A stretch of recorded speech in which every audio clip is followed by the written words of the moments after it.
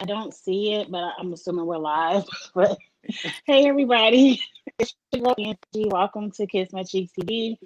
I am here with my good friends Drew, Charles. We're here to talk about the Challenge 37. This is our first fantasy draft update. We're here to let you know how our teams are doing, who's winning, who's losing, who needs to do some work, who needs to kind of calm down, all of that good stuff when you have a fantasy league going. Thank you guys up first for joining me. We had a good time with this last year, so I'm really excited to talk about it this year. How is everybody doing? I'm doing good. I'm excited to be playing. Good. We're gonna see totals, but right now I'm optimistic about the future.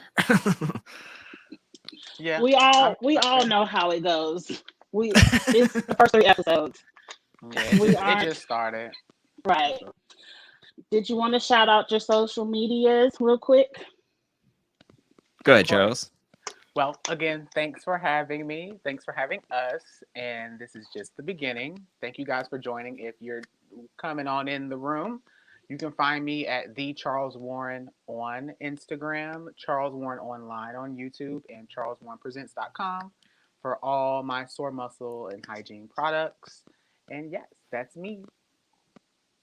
I'm at Drew Angelman on Twitter and Instagram, and I'm at Angel Cake Entertainment on YouTube. And thank you again, Angie, for having us here tonight. I'm excited. I'm excited. Let's get right into it. Let's shout out our fantasy teams. I have some great things going on this season. I have my spreadsheet so we can all play along. Ooh. In the comments, if you guys can't see this too well, let me know in the comments. But for now, this is baby steps. This is my first time putting this on StreamYard. So I'm just happy that it's here. I will zoom in, but I want to show the full screen and you all can follow along. Our fantasy teams consist of this. Myself, I have Tori, Berna, Ashley, Esther, and Patina, Corey W, Logan, Kyle. I had Nam, and then now I have Ed because Ed replaced Nam. Drew has Casey, Tasha, Big T, Amanda, Nani, Nelson, Devin, Jeremiah, Josh, and Tommy, but he picked up Huey from our draft pool for Tommy leading. And then Charles has Amy, Priscilla, Anissa, Michelle, Michaela, CT, Fessy, Emmanuel, Gabo, and Corey L. And the leaderboard as of right now, Charles is in first with 42 points. I'm in second with 38. And Drew is pulling up the rear with 27, but it is only week 3. We have a lot more game left to play. And some of these points could change tonight because everything is up for discussion. We calculate our points based off of different categories. Up first is daily wins. If you win the daily challenge, you get 5 points, 3 points for second, 1 point for third. If you are the vote leader of the week, you get 2 points. If you throw a challenge, you get negative 2 points. If you chicken out, you get negative 2 points. Elimination wins is 3. If you get picked up as a partner from the elimination win is 2. If you make out with someone, it's 1. If you argue with someone, it's 1. So we have a lot of fun ways to earn points this season, and it just makes watching the episodes so much fun because you're like, ooh, go off so and so, or ooh, kick them in the mouth, because you're just like, I want some points. So it's a lot of fun.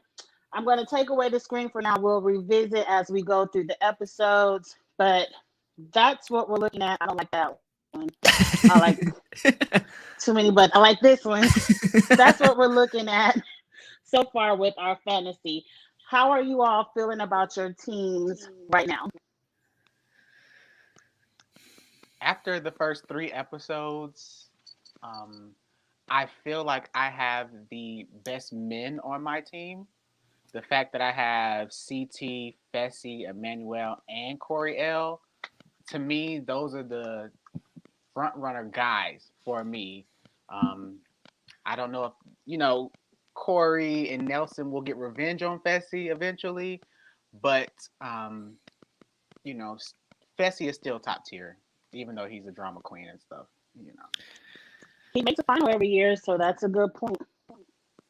Yeah, it is really good. I feel like I'm coming up on the rear. I think I have a slow starting team, but I do think that I have a well-rounded team. I have a good mentalist in Devin, who everybody is coming in asking for advice from. I have some messy players like Nelson, who's going to give me some make-out points and some argument points. And also Josh is going to go off on somebody. We see him at the end of this episode going into the next episode for episode 4, yelling at somebody. So I do think I have a decent chance of making up some points as the season goes on, especially if these of my players can make it farther into the season. But I think I have a decent matchup. I don't know if I have any like physical strong guys that could really destroy in an elimination, but we'll see. We'll see what happens. I'm really hoping Casey can get together some of those wins in these missions. I mean, she won 5 last season. Pick it up, Casey. I need some help in that area. Casey will pick it up for you because as the cast gets smaller, she's gonna start beasting it because who else is gonna beat her? That's true. Especially if they go in there, her Fessy, and snatch each other up again, which I think will happen. Yeah. I feel very strongly about my team. I have Tori, and I feel good about Berna. Ashley is all the drama points you can ever imagine. Kyle is a letdown because I didn't learn until after the draft that he had a girlfriend, so he's not going to get those make-out points that I thought he would for me. But I have Corey W, and I feel like Corey W, once the cast gets a little bit smaller, he can beast out a couple of daily wins too. So I feel really good about my team. So yeah, you're currently killing it with the daily wins. I mean, 2 men and 2 women both have daily wins for you. Like, that is incredible. Yeah, I think we've all lost somebody. We all have lost someone. I have already lost Kels. Drew lost Mom too. Tommy but I have Ed, so I still have a spot. Yeah, true. Drew, he lost Tommy, but he still has a spot with Huey. But he lost Tatcha, and you lost Michaela. And Michaela, if she would have been able to play an individual game, I think she would have beasted that elimination. But hey. Yeah. 100%. If that's the one thing, like, the eliminations are getting me this season. It's like the format, the vets can pick whoever they want from the agency, can be sent in. It's like, how is that even fair at certain points? Like, when I heard that there was going to be an all vet alliance and then hearing the format of the eliminations, I'm like, this is just easier for the vets to just do whatever they want. And we're seeing it happen. And it's not even the likable vets. Like, the vets this season, it's like the rookies really were more exciting that I want to see played than the vets. So it's like, we're just letting these vets have their way. But we'll jump into that. Let's get into week 1. We have to put our thinking caps on and go back. I titled week 1 hookups and lists because I feel like week 1 was just full of hookups. Like, everyone who wanted to kiss, they did it week 1. And then, of course, Michaela's famous list. Let's start with the opening challenge. Hammers through the woods, busting bricks, solving a combination lock. What did you think of the week 1 challenge and the partner picks? I thought it was interesting. I liked how they split up everybody and then gave the international players like folders of everybody, so then they could like think about who they want. They could talk to everybody, see who they want to go for, and then having a mission to where they're just running, and then whoever they want, it's kind of like in the moment where you're just like, I want to win, I need to get a partner, let's hurry this up. And I thought it was like fun to see somebody want somebody and then get sniped from them. So it's like So it's like Priscilla wanted Corey, and she doesn't know where he is, and then Bettina just made a beeline for him, and then just took him right from under her. So I thought that was very interesting. I like the dynamics of seeing everything go down in real time instead of kind of like War of the Worlds, where everybody got to talk to everybody and get to know everybody, and then they made their picks. Yeah, I agree. It made it more interesting. I like the fact that they had to race to get the best partner, because we saw, no shade, but people like Big T came in the very back and ended up with Tommy. I don't know if she particularly wanted Tommy, but she would have to work her ass off if she wants a top tier partner. You know what I mean? Yeah. I liked. Agreed. So in this mission, because I guess we're still on Spotty, so this was their first mission. Anissa and Logan came in first, which I believe was, I have Logan, Charles has Anissa, or I shouldn't get teams because I don't know it by heart. Michaela and Renan came in second, which was points for Charles as well. And Renan was in the pool. He was not picked. And then Tori and Kels, and I had Tori and Kels. So I got some third place points there. So that was great. So now let's talk about all the hookups we saw week 1. And do we believe they're real or do we believe they're fake? Let's start with the people with the most hookup drama so far, Ashley and Nelson. Ugh. I mean, I'm happy with it because it got me points, but I mean, my goodness, what is going on with that? Like, they should have had some limits, some barriers, some conversations before coming into the house. Like, what if this exact thing happened where we both find, or one of us finds somebody else attractive and want to pursue them? I mean, there was no communication whatsoever. Even when they were talking in the club, I feel like there was no communication. I feel like the Nelson love triangle feels very production pushed.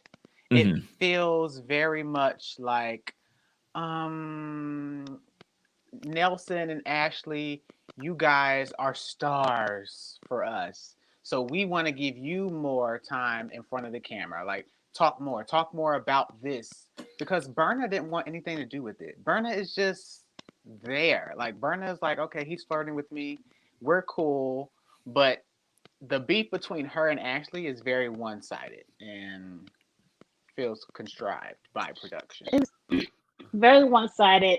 I don't want to necessarily say production, though. They can have maybe 1%. I feel like Nelson and Ashley wanted camera time this season, and they came in with this friends with benefits storyline. And then Nelson saw Berna and forgot about the storyline, because it all seemed like bad acting on Ashley's part. Like, I've never seen Ashley go so crazy over someone she really did like. And so I'm like, all of this over Nelson? Right. I don't know. But up next, we learned that Casey and Nani were both in relationships, and now that they're both free, they're together. I like it. Yeah. I mean, this was the writing on the wall in Total Madness. And to be fair, I thought we would see some in Double Agents, but we didn't see anything of Double Agents. So I was like, is that just completely done with? Or is like production like don't want to show it at all? And now they're like wanting to show it some of the time. I mean, I don't think we saw it at all this episode, but we saw it in the first 2 episodes that they were getting very close with each other. So I love it. I think they're really into each other. They have that chemistry with each other. So I love it. I like it too. Nani said, I don't want to put words in KC's mouth, but Nani said they were in a relationship. So I believe it. I just think you can throw anything at Casey and she's just going to be boring on television. Like, even though she's in a real relationship, like, she just doesn't have that personality. She's just good at competitions, but I'm happy to see them together. Up next, this is fake relationship number 2 for me, is Amanda and Essie. And someone kind of put it in the comments, and I kind of agree, that maybe after 14 days or however long they were in quarantine, they were just a little bit horny. That's what I get from Amanda and Fessy. No, Amanda on the after show said she was basically just doing it to try to get with one of the biggest, strongest guys in the house to try to, I guess, better her chances in the game. Oh, it was gameplay. I didn't know that. Yes, she said it was gameplay. So we'll see how far that takes her because we know Fessy's not really I'm not gonna say he's not a commitment type of guy. Every time he's been on TV, he's almost had a girl. He had a girl on Big Brother. Well, he had a crush on a girl on Big Brother. And then when he came to the challenge, wasn't he flirting with somebody earlier? I don't remember. But then he came up with Tori, a girl on your team. They had a little date out at the islands and decided not to. Island rendezvous. Right. So I don't know. Maybe girls just flock to Fessy, I guess. Who knows?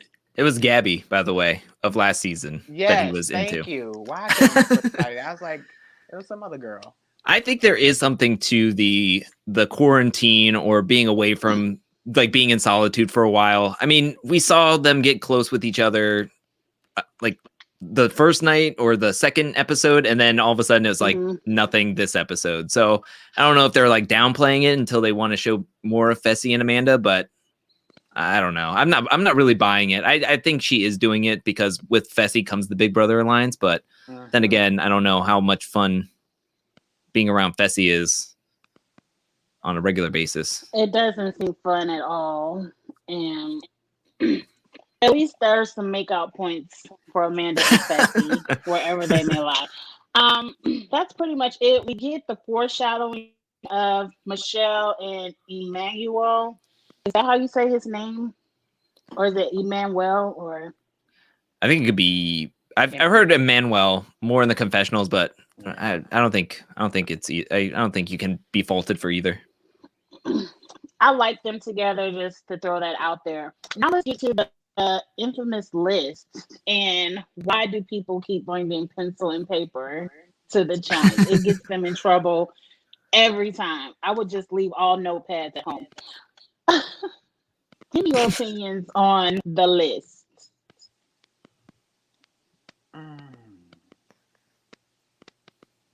I know you got something, Charles. Charles. About it all episode. I mean, that was the whole episode. Was the list. But the thing is, I don't hate it. I don't hate the idea of having a list. I hate the idea that she trusted other people around her while she was doing this with her list. Yeah, because you can't say, oh my God, anytime somebody writes something down, something's going to happen. Because I feel like if one of the vets, if CT had a list, nobody would care. It would not even been on camera because it wouldn't be a reason to target him. They're not going to target him.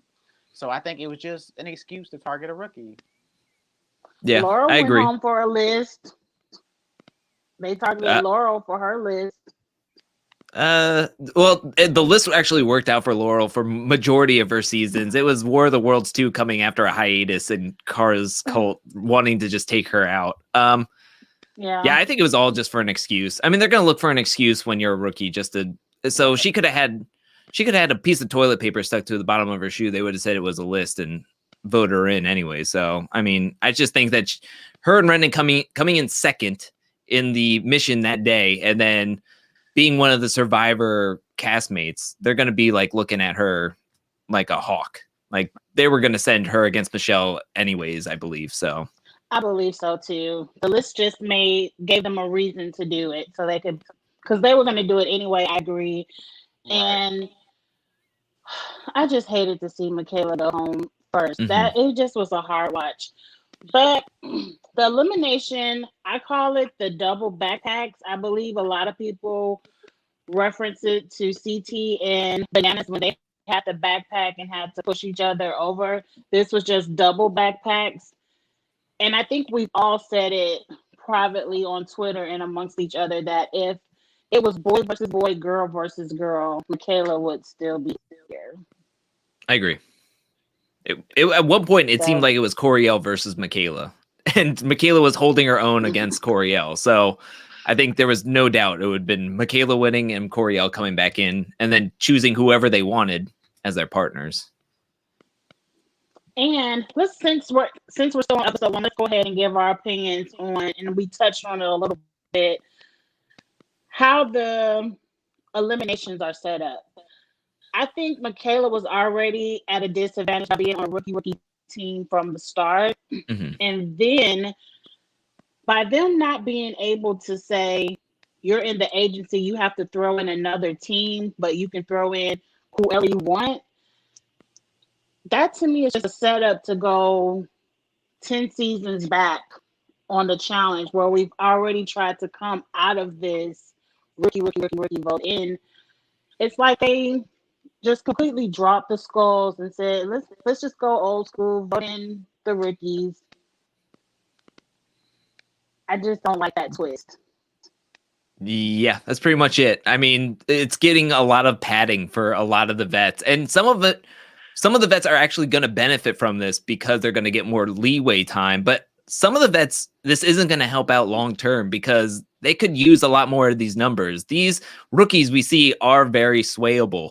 So this is the time to like pick up some numbers and then do what you want and get whoever you want to be voted in. Yet they're just like, yeah, I'm a vet. I'm cool with it. I'll sit around and wait until we can have to go each other, and then I'll think about the game or something to that effect. It's like not everybody's going to be benefiting from this. Not all 14 rookie vets that are left in the game are going to make it to the finals. So it's just weird. And the fact that you can pick any male, any female that you want, it kind of eliminates the purpose of even having a team or picking someone with purpose, because that really doesn't matter at the end of the day. At the end of the day, they can just save you for down there in the pit, and then they would have the winning team pick you as an individual over and over and over again. So yeah.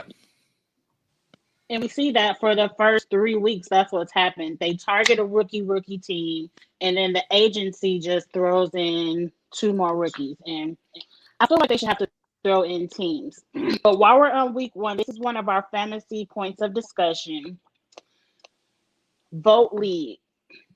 I believe I gave credit to Emmy and Amanda because at first I thought Emmy was the snitch who she said, she brought up the list and started the let's get rid of Michaela thing. But in the aftermath, we learned that Amanda just wanted to save Emmy and was like, you need to say something about somebody else or you're going to go. So what do you guys think? Was Amanda in charge of that?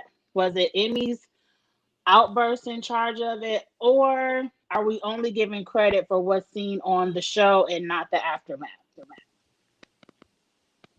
When I think of vote lead, I think of the deliberation room.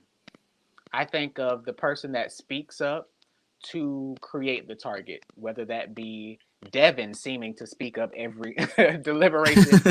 I feel like he's going to get him some points because he keeps pointing people out. But the person in deliberation that stands up and says, you, Fessy, you did ... and the room is, oh, then they vote Fessy. That person, to me, is the person that, did the vote flip or leading the vote. I don't think every person on the chain of command of the telephone should get credit for the person that production at the end of the day is going to give credit on the episode. So I can understand that.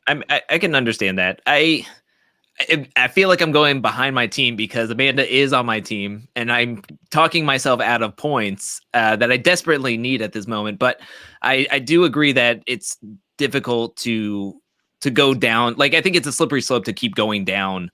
Like a chain of command. Yeah. Yeah. It's tough. I mean, Amanda's questioning did bring out the list from Emmy, and then that kicked up the vote to make it go towards Michaela and Renan.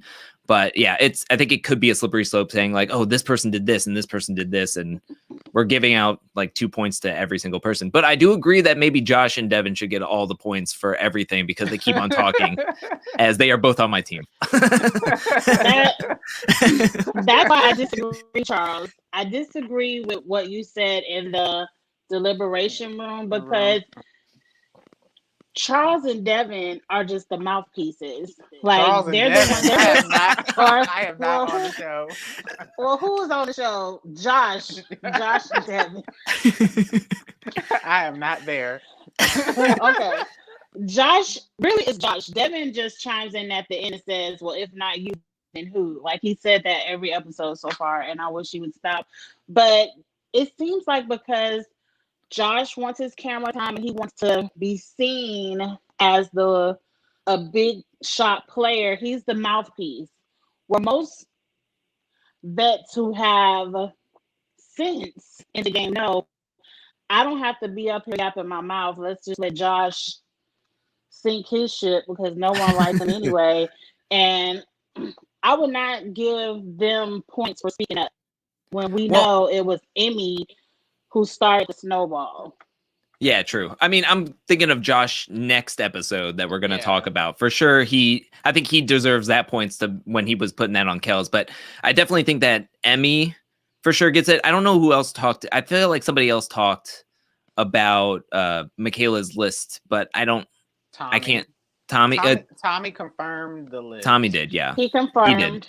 And that pretty much Michelle confirmed. Sunk it. Yeah, that pretty much sunk it. Michelle didn't really confirm. She just argued because Michaela called Michelle out, and she, responded. Well, yeah, and Michaela brought it up in the aftermath that she was like, I thought Michelle was the one that brought up the list and sunk me in and threw me under the bus, and that's why she went after her. When us as the audience are like, why did she call her out? It was Emmy, right. But she didn't think it was Emmy at all. I feel like she had one conversation with Emmy and didn't even think twice about her. And then when she found out, she's like, oh, crap, that one conversation that I was trying to help her, she just threw me under the bus. Yeah. So to be honest, in the chat, they're voting for Amanda. They're saying Amanda started it by getting Emmy to start it. So, well, there we go. 2 points for me. But as a group, that's why we have to discuss. That information wasn't given to us. Right. That information was given to us on the aftermath, not on the show. So are we going by what we see on the show? Because on the show, we just saw Emmy. But if we add in facts we learned from the aftermath and Twitter and research, and we know that it was Amanda. So are we just going by what we see on our TV screens? I say it should go from what was in that deliberation room. But if we're going to be doing extra research per episode, that's okay with the points. I'm not saying, but what was in the deliberation room? The only person talking up is Josh, and I think Tommy chimed in. Well, it was Emmy. I just say it was Emmy. Okay, yeah. Emmy gets the point. Who has Emmy? Is that still you, Drew? That's me. Yeah, that's him. Okay. To me, I would give points to Emmy and Tommy if we want to give points to more than one person. I would not give it to Amanda because Amanda was not even shown on the show to have anything to do with it. Yeah, I agree. I would agree with that. I would agree with the Tommy. It deserves more points, even though I feel like it's blood points because he just threw her under the bus. Right. Yeah, so. But he really nailed it because they really, for some reason, believed him. So I would give it to Emmy. Because they thought they were all friends.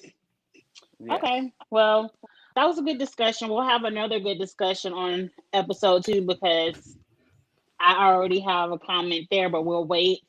In the elimination, Michelle and Corio win. The points for partner picks go to Devin and Tori. Devin got picked just for doing this. Like, pick me. And then I think Tori is always a good pick on the lady side. I would personally pick Casey over Tori, but it is what it is. And we got introduced to Ed this episode too. Ed ran in for Nam before the elimination.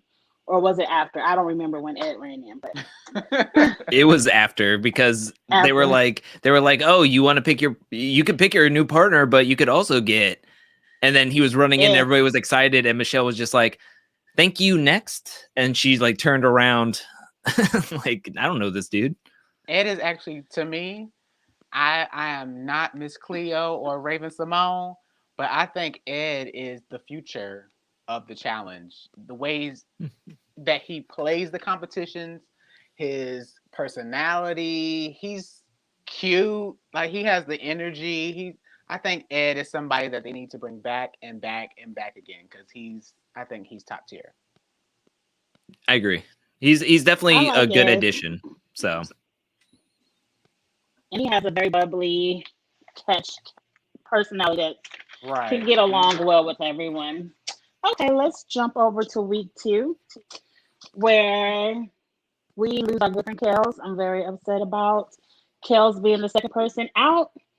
I titled week 2, Josh is scared already. It's only the second week and he is running scared because he has to sit in his house and look at Kels work out.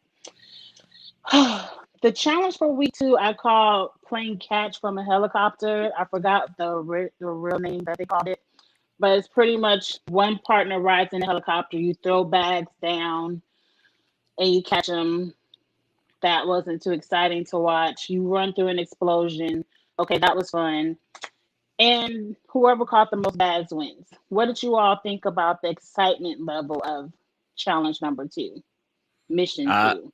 it was first of all, it was called Hella Heist, which not a fan of that name. Like that's not a great name. It was repetitive. It was a very wash, rinse, repeat. We got a helicopter. We're hanging out of sunroofs. Check out this spectacle that we put together. But then as it went on, the challenge was even like, let's just chop this up. We got to get this going. Like none of these teams that you see in this little montage win. Like they're not going to do anything. So let's just blow past through these. So yeah, it was interesting to see. Like it looked great on the promos. Like you're going like, wow, that's great. But when you watch like 15 minutes of it straight, you're like, all right, we get it. People are just catching bags. Got it. Yeah, I think watching this challenge was the moment where I genuinely started disliking Emmy. I didn't like Emmy after the first episode because of the whole snitching on the clit thing. Then come into this challenge and how dramatic and just I can't believe we have somebody in the house more dramatic than Ashley, more dramatic than Amanda, more dramatic than some of these girls that live for the drama. Emmy is over and beyond. And I was just like, I cannot take this girl on my screen. It was a lot of theatrics, but I feel like it was real. Like every meltdown Emmy had, I didn't think it was acting, but it was very dramatic.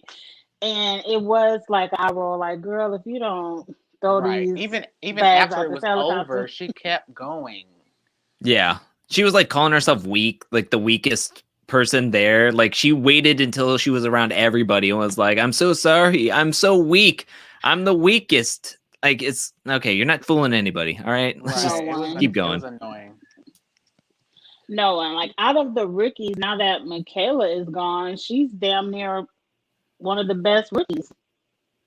I would think.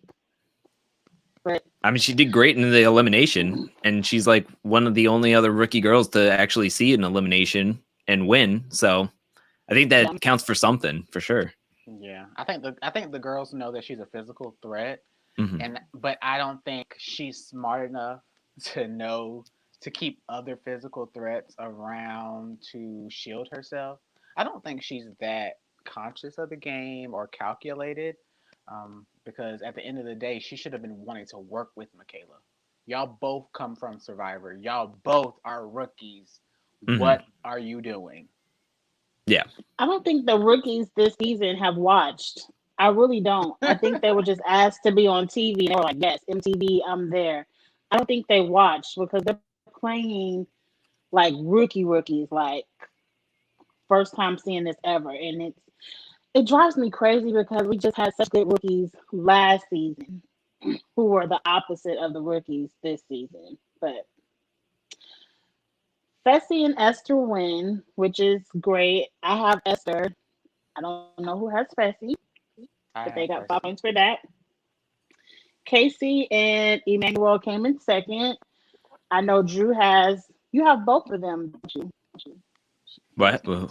Yes, Casey. Okay. I have And Casey. then third was Nelson and Priscilla. I don't know who has. Do I have Nelson? I forgot my team No, already. Drew has Nelson. I have Nelson. I have Priscilla. I have Emmanuel, and I have Bessie. Dang, you got I points in didn't. every single round. I didn't Nice. hardly get any points right there. I gotta look Oh, at that chart, make sure it was right. So you. yes, please double check. But I thought I had more points than that, but I kind of sucked this week too. But Amber B is we're introduced to Amber B because Lauren went home, and I couldn't tell you who Lauren is if you flash her face on this live right now. But we get Amber B back, who is a champ.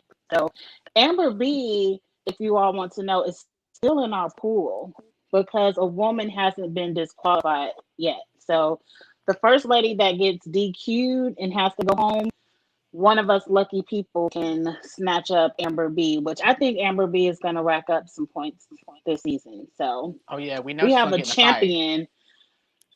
I Yeah. know that, but okay.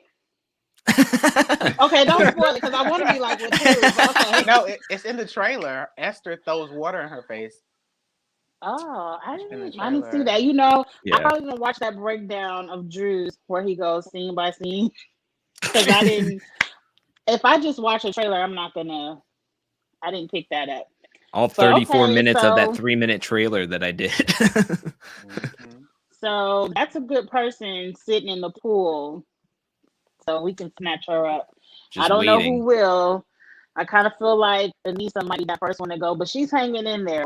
We don't know when that shoulder thing is gonna pop up, but I'm betting on Anissa, the Anissa person getting Amber B. Yeah. I was thrown for a loop. I have Anissa. Yeah, I was thrown for a loop. I thought that was going to happen way earlier. Like, I I thought thought that's it what was the reason why. challenge one. Yeah, I thought it Yeah. would be that's when Amber was coming in was to relieve her, but I'm thrown for a loop. I'm glad she So got I me a can't challenge believe win. that she's sitting in the pool. Anissa got Anissa, me yeah, a Anissa challenge is win. racking up points.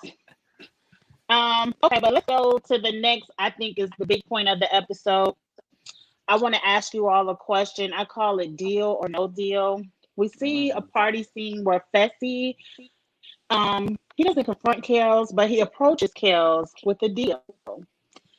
You look out for me, I look out for you. And Kels is kind of like, bro, let's not rock this boat. You know, you got power this week. I ain't gonna just say yes. Pretty much Kels said no without saying no. Rookie move. In you all's opinion, do you think Fessy, if Kels would have said, I got you, let's do this, do you think Fessy would have snaked him and threw him in anyway? Or do you think Kels messed his game up by not taking that deal? I have a theory that Fessy already knew that he was going to be the House vote, that Josh already, like, his name was already signed up to be the House vote, and he wanted to be the guy that says, hey, if I don't throw you in, you want to make a deal. And then when Kels goes into the elimination and then Fessy throws him in, if Kels wins, because I think a lot of people were like, oh, Kels is going to win against anybody that he's thrown up against. If it's a hall brawl or anything physical, he's going to come back. So Fessy wanted to get that. I didn't throw you in. I had your back. You were the House vote. I was part of the agency. I didn't have a vote. So he wanted to have that like padded protection plan of being like, if Kels comes back, oh, if he wins next time, he won't try to come after me because I didn't say his name. He was the House vote. That's my theory. I can see that. What do you think, Charles? The episode kind of makes it seem like Fessy is the one that, because he was rejected, he was the one to put the battery in Josh's back to then initiate the push. But I'm not sure. I think Fessy would and will in future seasons work with Kels, to be honest. I think so. Can't speak for him, but It's better to work with them than be against them because Kels definitely, to me, was one of the only people this season I could take out Fessy in the elimination. No one else, Fessy is gonna win. But I have a little bit of a theory. Now that you said it, Drew, I see your point of view, In my mind, I thought Kels messed himself up by not taking that deal. I don't give Josh too much. And you know how I feel about Josh. I don't give him too much about strategy and leading votes. I feel like if Fessy would have said to Josh, Kels is with us, we're not doing a house vote would have been squashed. I feel like when Fessy had that moment where he told Josh, go ahead, it's going to be Kels, it's going to be the house vote, then that gave Josh the okay and do what he wanted to do.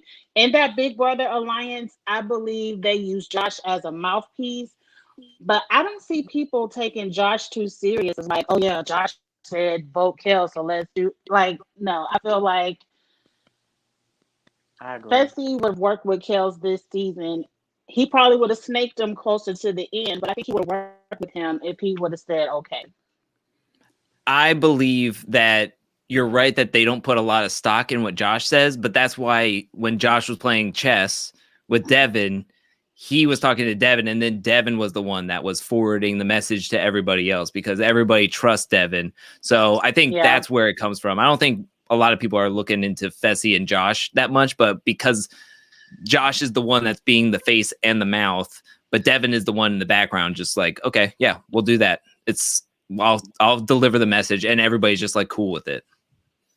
I agree with that. So let's get into vote lead of the week. Are we giving that to Josh because he was the first person to say Kels needs to go? Yeah, Or are I we say saying Josh and Josh only. Yeah, I think. Well, and then we also have that thing in the scene in the beginning where they're like, "Let's make the vet alliance. Who should we go after?" And Josh was like, "Kels. I think Kels would be a good person to go after." And they're just like, "Yeah, okay." And I just think that Josh is the only one. I mean, he made up a whole lie about Kels being making deals with everybody. Like, got to give the man at least a win. Let's talk about that deliberation. Like, Josh, you didn't have to say all that. To me, when they sit in that room in front of those little tablets, 99% of them know what they're going to vote. We're just doing this 20-minute conversation for TV. Like, no one is really switching from Kels over whatever speech he may come up with. So why lie? Like, Josh, why lie? Just say, Kels, is you. Do you have anything to say? Like, he let Kels make a fool of him, which was funny to watch, and it didn't change anything. I just didn't understand why Josh had to lie.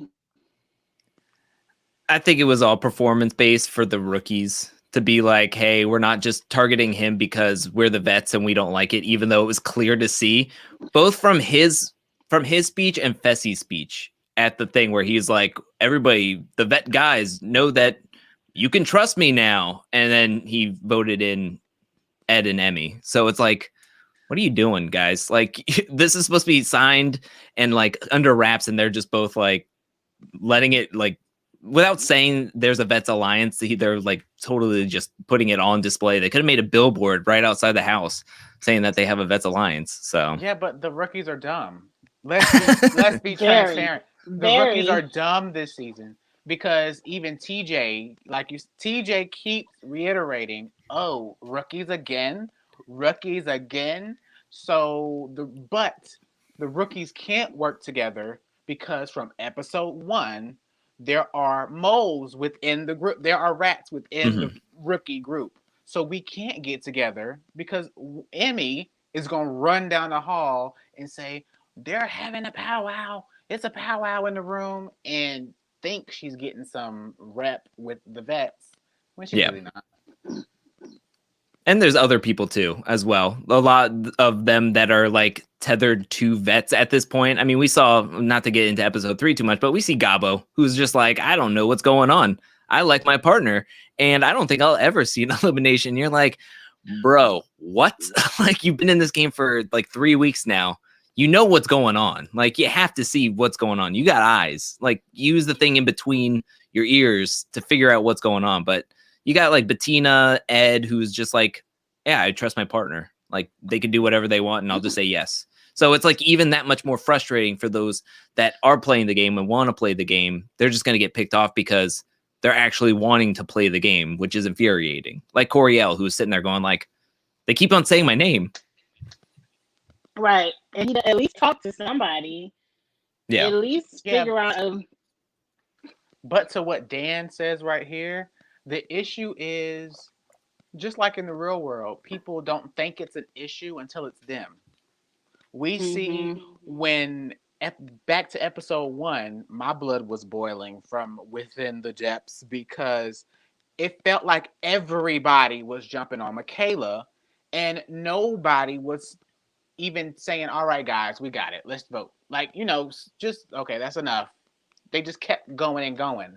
But when it becomes you and your partner on the block for the, the chop or whatever, it's like, oh, they're coming after us rookies. Why me? One by one. It was a rookie yesterday and the day before that. Y'all didn't care when it was somebody else. But now because it's in your home, in your backyard, now it's an issue. Yeah, and that's exactly what the Gabo situation. I like my partnership with Nani, and I don't think I'm ever going to see an elimination because I'm partnered up with Nani. But it's like that's not how it is, man. You're going to get thrown in sooner or later, and it's probably going to be sooner. You're just sitting around. Your Come on partner now. can't protect you. Yeah, when they're doing those individual picks, your partner cannot stop that. Yeah. Yeah, that anybody but me strategy is not going to work on the challenge. It might be great in Survivor, but not the challenge, because if you don't get control of the numbers and have something going where the rookies they gave you all the advantage. 19 to 14? 19 to 15. 19 to 15, like you have a 4-point advantage and you let it, now it's gone. In 3 episodes, your advantage is gone. Oh well. Let's get into the elimination. I thought this was an equalizing elimination, because if it would have been physical, Kels that didn't have a partner that was gonna do too much. I don't even think Tracy said 2 or 4, 2 maybe 5 words all episode, and this was her goodbye episode. But I call it the flip puzzle. They had to flip the partner on whatever that crate was. It looked painful. Like if Kels or Ed, very strong guys, are flipping you upside down, it felt like that would be painful. But they had to lasso a magnet to some big puzzle pieces. Wow, that wasn't too exciting. It kind of got exciting at the end when Amy was on her last puzzle piece and we didn't know if she would get it or not. Mm-hmm. But then ultimately it was just a puzzle. Who can figure out this map the fastest? And Ed and Amy won. What did you all feel about the elimination? I mean, like you said, I mean, it was different at least, but I mean, it's more partners. It's you're tethered to your partner at this point. Like everything else is pretty much a solo game besides the mission. And if you're not the house vote, you're getting thrown in solo wise, and you got a solo vote. But now you're getting into who is your partner and will they handicap, or will you handicap them? And so that's where that comes in, where it's like Tracy was doing well with the magnet for a while, but then she kept on dropping some of the pieces, and you're thinking, could those seconds have helped? And it would have helped at least something. But I also think that maybe Kels could have used the puzzle pieces on the bottom, maybe construct the map as she was like taking her time grabbing the puzzle pieces. So, I mean, there's pros and cons to both strategies, but yeah, Ed and Emmy just were able to win. And I mean, didn't want to see Ed leave, but I also didn't want to see Kels leave is another thing. Agree. I would rather Ed go over Kels. Kels is just someone I was excited to see perform. And I mean, I like Ed. I don't know. Ed is on my team. I guess I have to root for him. I just didn't want to see Kels go, but I agree. He could have probably put that puzzle together on the floor so he could just throw them up. That would have been a good strategy. But that's something you learn after many seasons of the challenge. Like your very first elimination, you aren't thinking that far in advance. Um, but like we said, at any win, Devin gets picked again because of his fingers, and Tori gets picked again from Ed. I thought Tori was another good pick. I still don't get the Devin picks, but okay. Can we talk about these picking points? Because I saw the spreadsheet and it was like the stolen points.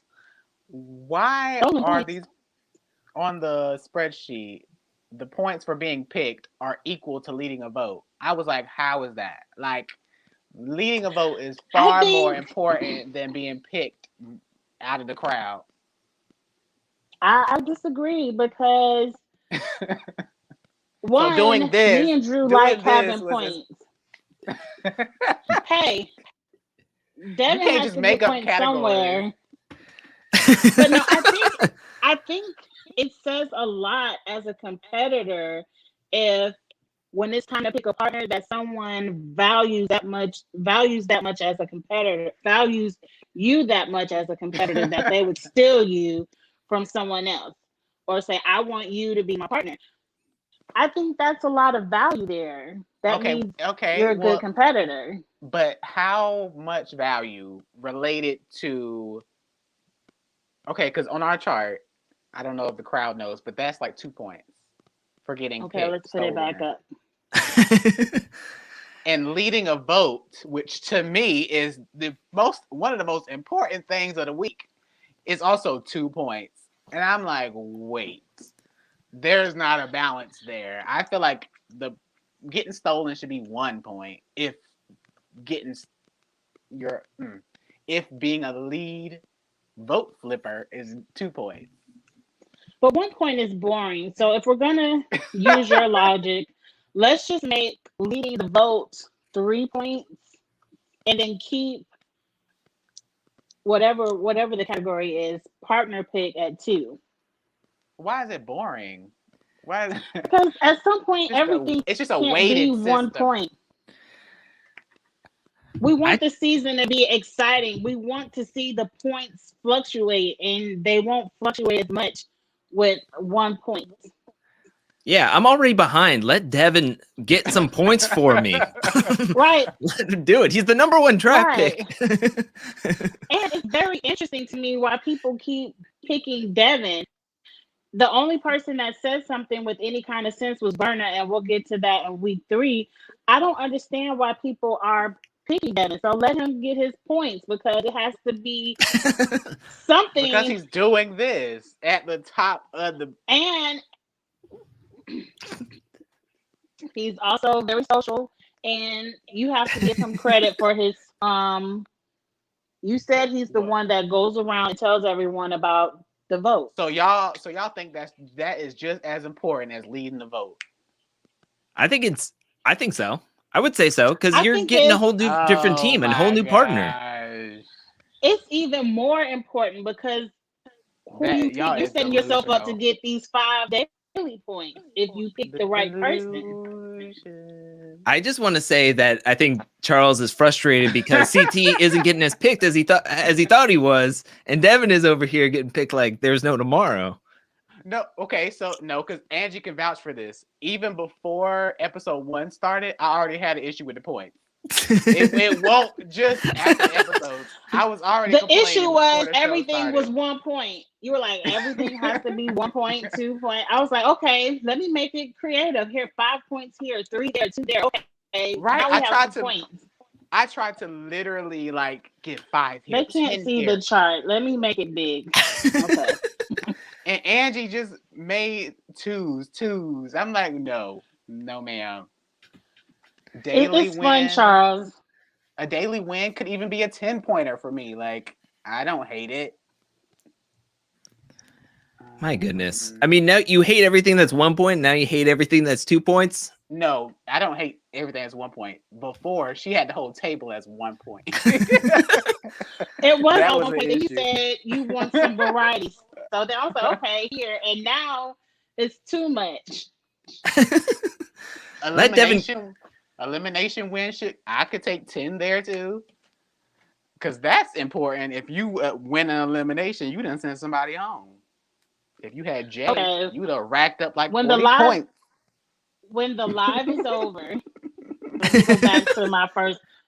I done messed it up. I'm hitting No, all the because buttons. me, you, and Drew need to discuss now. Agree right now.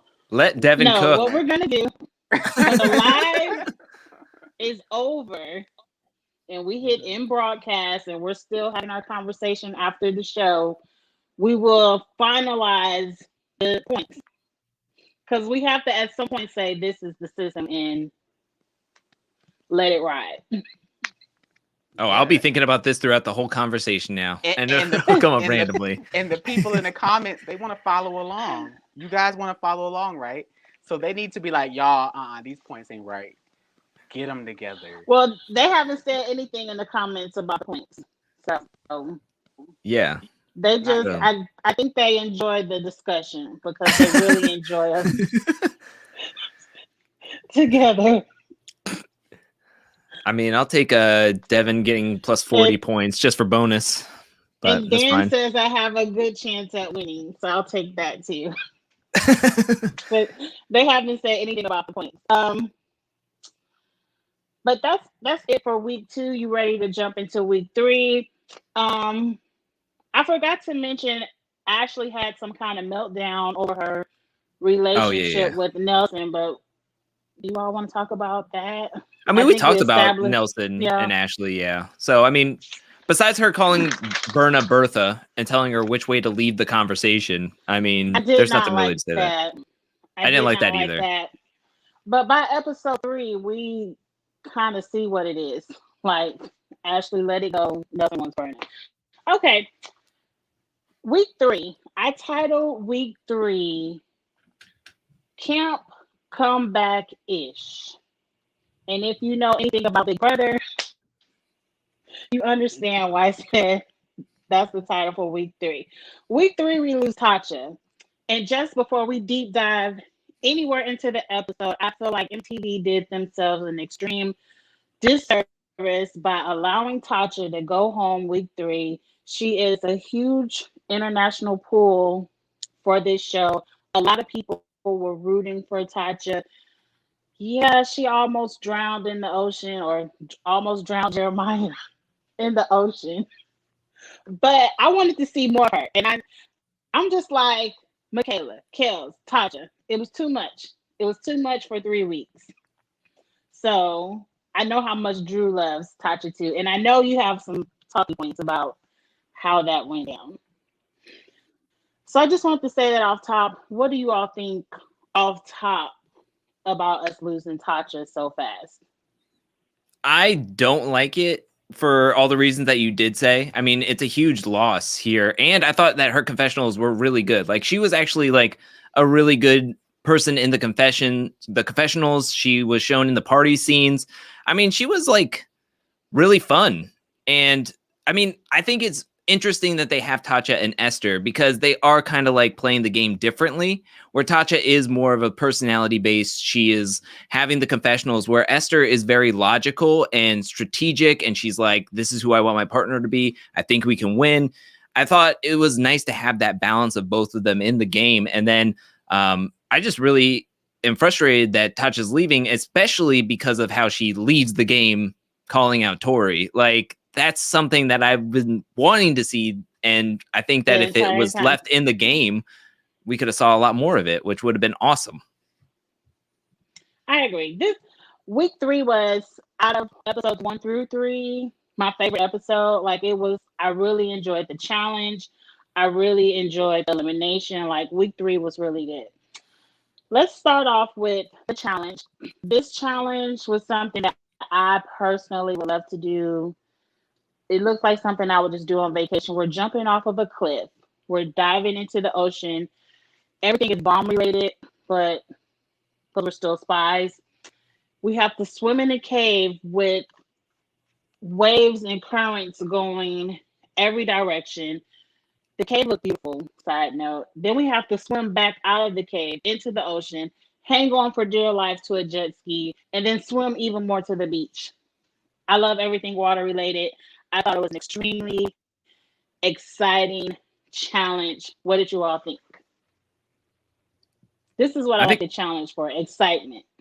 I think it was intense. To me, I think that it reminds me of the Decode daily challenge from previous season, Double Agents, in the fact that I think they had the scouting location to the challenge and then was like, okay, we need to figure out something to do with this location, this cave. Okay, they can get something from underneath and then they can go inside the cave and come back out with something else and then get to the shore. It looked fun. I think it was very dangerous. It was very intense for what we got. And it was very in contrasting with episode 2's just playing catch from a helicopter to being like people are losing their pants. Michelle is having blood coming out of her nose. It was very intense. But it was definitely interesting. Yeah, I really like this particular challenge. I just wish it started off differently. The idea of just, okay, 3, 2, 1, jump in and then swim, that felt really whack to me. I don't know what it was. Just them being already set there to jump in and then swim. I thought that was whack. I love the fact that Michelle pushed through. The fact that Michelle messed up her face and kept it pushing. I think that put her on everybody else's radar though as well. That she's, especially in the swimming, she's a girl that gets down. But yeah, to me, I don't know. I liked it, but I wish. I guess we can talk about Tatcha again. Said this to Angie. I was like, now does Tatcha get credit for doing the competition because she jumped in and grabbed the rock? Or does that count as chickening out of the challenge? That's up for discussion. I'll let Drew discuss as well, but I personally feel like if you jump off of the cliff, you tried the challenge, you get chicken out. Like, to me, I would have said that episode, if you don't jump, you lose 2 points. But they at least jumped, because to me, the hardest part was the jump, because every season we get people who aren't strong swimmers and have to be saved for whatever reason. But at least they jumped. Because to me, if I'm not a strong swimmer, I'm not jumping in the raging sea like that. No. Yeah, I agree. I actually was impressed that everybody at least jumped, because I know that heights is a big thing, but also just doing water daily challenges are tough.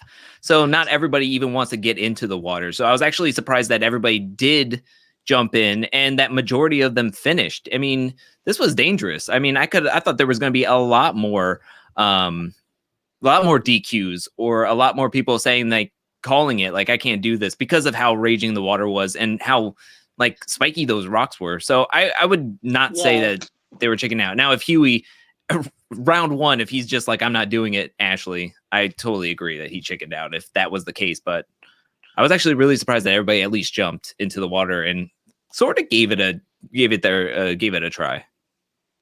Yeah. And how about Huey? He was so scared, he was throwing up. And then, like, Ashley later kissed him in the mouth. I thought that was so disgusting. And then, what was some other thing? I know Michelle said, I don't know if she said in the after show or later in the episode, she didn't know her face was bleeding. So that's why she powered through. And I think Coriel said he didn't want to tell her because he didn't want her to freak out. So I don't think she knew her face was bleeding. And then, of course, we got a good shot of CT losing his shorts. And then Tommy, I don't even know what happened. Did they just completely come off on the jet ski? Had to have. His shorts? Yeah, it that had was to crazy. have. And then this is where Tommy gets a concussion. He said one of the waves knocked him into a rock. That is extremely dangerous. Like, I was surprised that they wanted them to jump into a raging sea. Like, maybe if it was calm seas. But I'm like, okay, that did look very dangerous.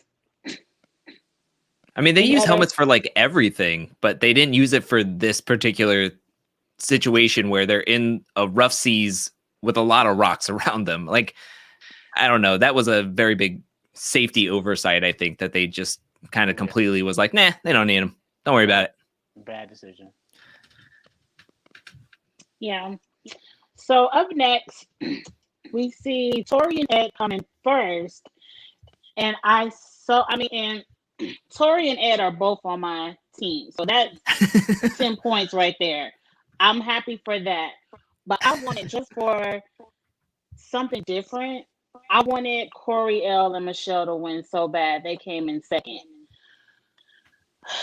What do you all think of Corey? And wasn't it just like a few seconds? Like a few seconds they lost. What do you think about 1 second? Yeah. We were this close to seeing a rookie team in power, and what did they do? Are you asking us what we thought they would do? Yeah. Mm-hmm. Corey L and Michelle. Who threw them in? Who threw Michelle in and Corey L? Anissa? Yes. Anissa and Logan. They probably would do the safe thing and throw in Anissa and Logan. Or Anissa and I would agree with that. else. Yeah, I would agree with that. I think the house vote would have stayed the same. I think it would just solidify that it would have been Tasha and Jeremiah going in, and then they would have probably put in Anissa for sure. I don't know if they would put in Logan because he's a rookie, and they may have been like, we can save him, maybe get him on our side if we can, and maybe they would have thrown in another vet, but I don't know if they would have. Maybe Fessy. Maybe Fessy, since Fessy, like those were the two vets that won challenges so far. And Jeremiah's pretty big too, so I could see them wanting to put in like Fessy, another big guy, maybe see if Jeremiah can take out a strong vet. I could see that. I don't see that. I don't see the rookies having enough cojones to throw in a Fessy or a CT. Anissa, they don't really care for much, but who do I think? A guy? I think it would be Anissa and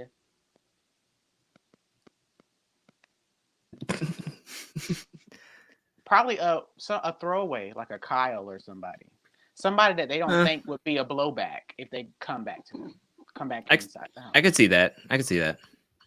Well, whoever they would have thrown in would have came in very angry, because we already know it wasn't a guy's elimination because of Tommy anyway. But that was just, what do we think? Because I'm ready to see something happen. Like, I'm ready to see some flips, some tricks. Like, it's gonna get boring. But let's get into the next subject at hand. It's called Revenge or Another Rookie. Tori is contemplating, should she get her revenge on Big T, or should you just throw in a rookie team like they've been doing? What do you think of Tori's wanting this revenge on Big T and thinking, oh, she got the rookies together last season, she's going to do it again this season? Tori overplayed her hand this entire episode. Yep. Tori very much. She needs to watch Big Brother. Tori, what she should have done, pen and paper, Tori should have went to Big T, sat her down, and be like, yo, you have nothing to worry about. Me and you are good. I am over last season. We're girls now. Girl power. And she should have stuck to the vet alliance, got rid of who she needed to, and not even make this skeptical little fiasco she did in the deliberation. Because in that deliberation room, the subliminal shots she was throwing, everybody knew she was talking about Big T. 100%. Mm-hmm. So now you're reminding people that you and another vet have beef. And Amanda already said that the first vet that throws in a vet is going right back in. Every vet is going to throw that vet right back in because you're the one that ruined the alliance. Mm-hmm. This is my thought process on the whole thing. First of all, bad number crunching by Tori. First of all, she's like coming up to Devin going like, I did some number crunching. The split is 14-14. We could take a shot. It's like the best you can hope for is 13-13 at the end. If you're looking at a double elimination like we have been, that's not number crunching, but she could have still taken the shot because none of the rookies are working together. So she could have still taken the shot and they would have still had the numbers.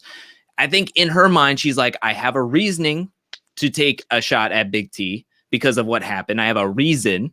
And then she said that, and then she's thinking the vets don't trust Big T anyways. So to me, I'm not saying a rookie's name to piss off the rookies. I'm not saying really anybody that the vets trust. So I'm not really, supposedly I'm not turning on the vet. So maybe this is it.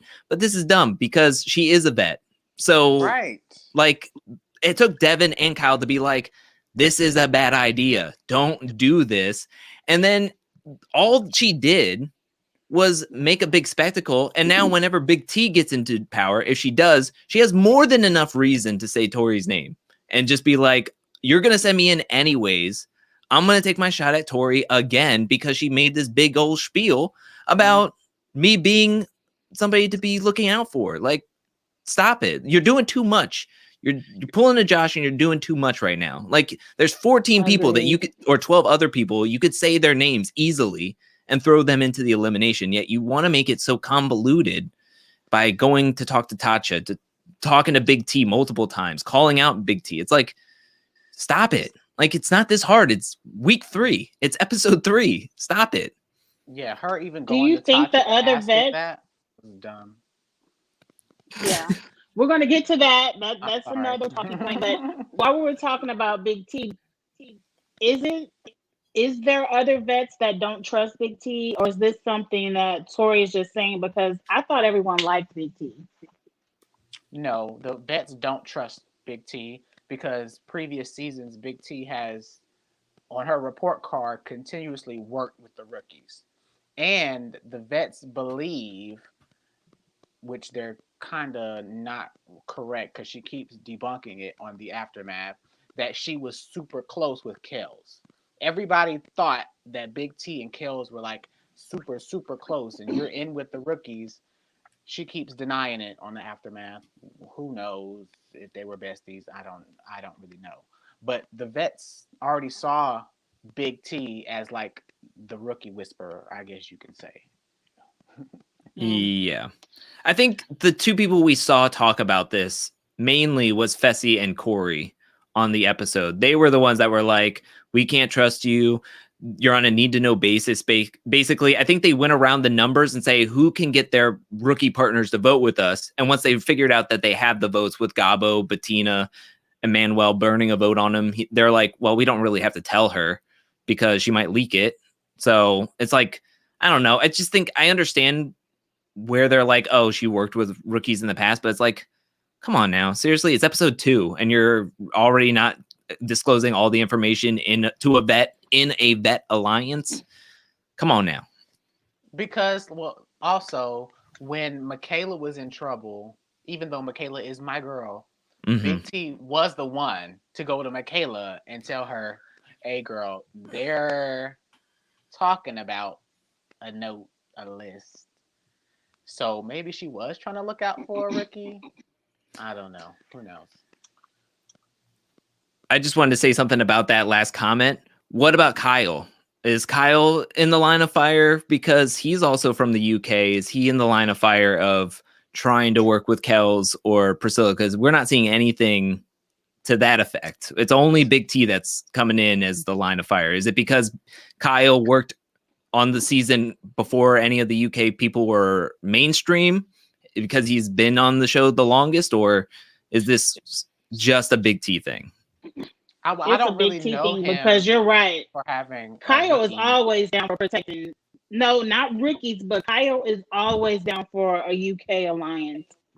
You know, Kyle is known for having more than one alliance and playing whatever sides keep him safe. So I agree with what Drew is saying. Like, why are we putting all of this on Big T? Kyle is known for protecting UK people as well. Yeah, but I think Tori just wanted a reason to come after Big T. I don't see that as the same because I don't remember Kyle ever being like the rookie guy, the guy that always links up with the rookies. Big T is literally known for not fitting in with the other girls and just jumping in with the rookies Mhm. and being like, well, since they don't like me, I'm going to make these new girls my weapons of destruction I thought everyone against liked Tori. Big T. I'm confused. I thought she was just the social butterfly, and everyone liked her. Big T was not very popular until recently. Big T's been on for how many seasons now? This is I her don't remember. fourth. Four seasons? 34, 35, 36, and 37. So this is her Yeah. fourth. But Big T was never really a popular girl. Like she wasn't in with the more known girls. That's why she really went to the rookies. They said that over and over last season. I don't think so. I think Big T is popular. They just don't look at her as a threat. Like no one's scared of Big T, but we like to party with Big T. So I just think they don't think she's a threat. They look at her kindness and her being social as a real threat. I think they see it as a real threat compared to their long-term friendships, and then they're more skeptical of the rookies, while Big T is just accepting of everybody on a daily basis. I mean, you're in a house with 33 other people. I mean, she's going to talk to everybody, while everybody's going to have their own cliques in the house. And I think they're just getting more comfortable with their cliques, while Big T is being able to bounce around from conversation to conversation. And they deem that as a huge threat. Yeah, but I that's can because she's see not a it. popular girl. I'm not saying nobody dislikes her, but she's not, Tori has Anissa. Ashley has Amanda. Amanda and the other two girls that was in that The Lavender Lavender Girl Girls. clique. Yes, there are popular girl cliques on every season, and Big T is not one of them. She is not one of the popular girls. She didn't really get camera time like that until last season. Where I would say she was the popular girl because she had the most friends in the house, I would say. Well, So yeah, She did. because she got in with the rookies. Yes. I And think she that's had a good more partner. I think that's more on the vets than on Big T, I would say though. I mean, if you're going to be threatened by somebody just because they talk to people on a random on a consecutive basis, then it's like what is that saying about your game if you're just going to keep on with your clicks and just hope that works out for you? Like, I don't know. I agree. But let's talk about the point that pissed everyone off. Tori, like you said, bad gameplay this whole week. Why go to let's not ask why first. Tori taps Tasha on the shoulder, said, "Girl, come on in this room. Let's talk." Her and Jeremiah. And it's like, I don't want you to go home. I really like you. I want you to stay this week. Who you want to go against? Who do you think you can beat? And of course, Tasha says Michelle and Coriel. I want to know, how did the vote get flipped to Burner? Did Tori and Ed switch to Burner to appease Ashley? I don't know why she flipped it. And we saw at the end, Tasha, it What did you that on clicking its stuff? own. I didn't touch anything.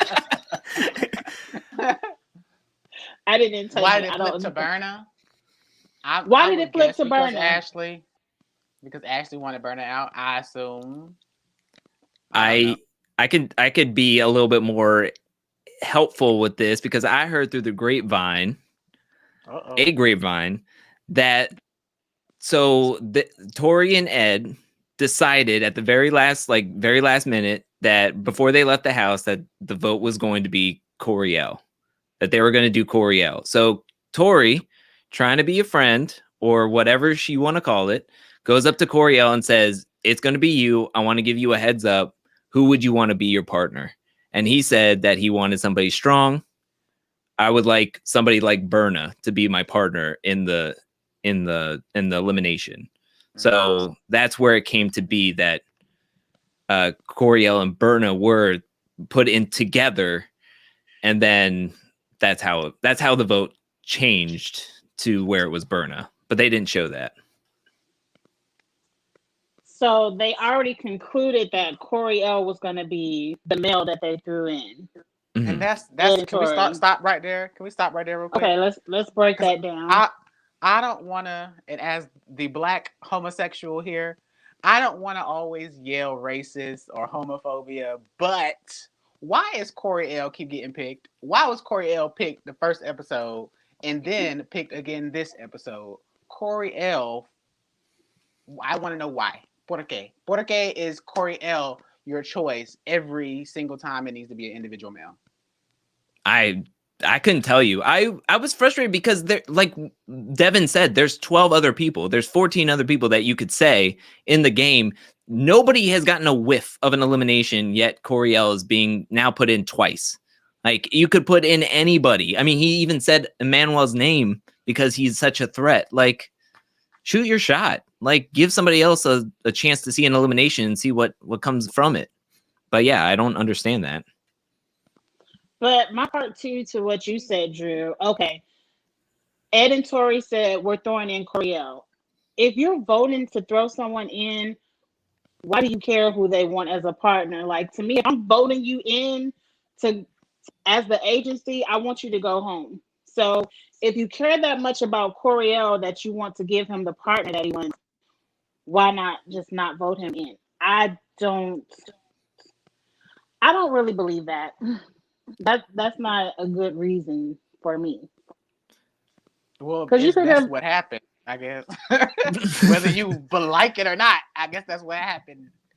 Because Drew got it just doesn't make sense. That sounds like something that no, I'm saying that sounds like something that Tori and Ed probably said to Corey L. But to me, that doesn't make sense. Like, if you want me to stay, don't vote me in. Well, I think it also. Hello.